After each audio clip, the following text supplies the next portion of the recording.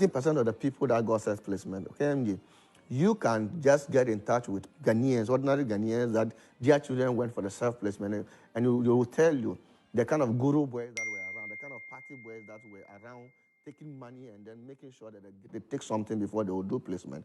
Your media has, multimedia and other media has, have done a documentary on it. So the people pay a swooping amount of 5,000, 20,000 to get their children being placed into the school. That is quite unacceptable. So this 19% was allocated for the party people to make their avenue from it. And it's something that we must look at and make sure that it stops. It's not the best. And I told Menashe, you have the opportunity of speaking to the minister. I don't have access to him. You have the opportunity of speaking to the president. I don't have access to him. Because we have only one time to do placement. It will never happen again in the MPP. Because after next year placement, they are not going to do placement again. President John Dramani Mahama, the next Minister of Education, will be appointed by President John Dramani Mahama, will do the next 2025 placement. So you will be out of the placement. So 90%, I would want to hope that the next election, because next year is election year, maybe you will increase the number.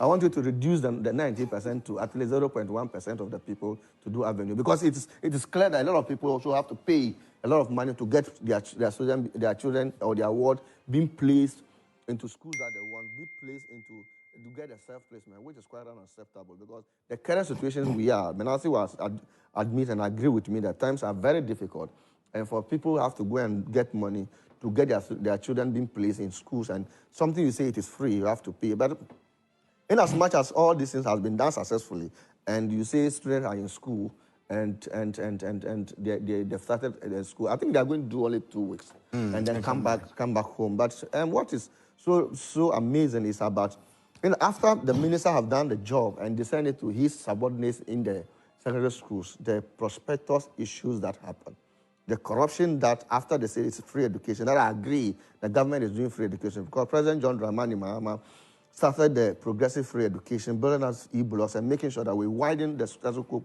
and make an enable environment for every Ghanaian to get access to education. That's what we started. And building up about 125 community senior high school, even though we promised 200, and 50 was also open, and that's where they are now using as their classrooms. But then if you go to the headmasters, most of them has taken illegal money, I think you are aware, illegal money to make sure that a student get access to school. And if you look at the prospectus that allegedly that, because of that there have been interdictions, students have to pay enrollment fee, they have to buy fuel for headmasters, they have to pay for baller fee, they have to pay for entertainment for headmasters, they have to get headmasters, they say that motivation fee and those things is something that you have to also look at. It's a challenges we are facing as a nation.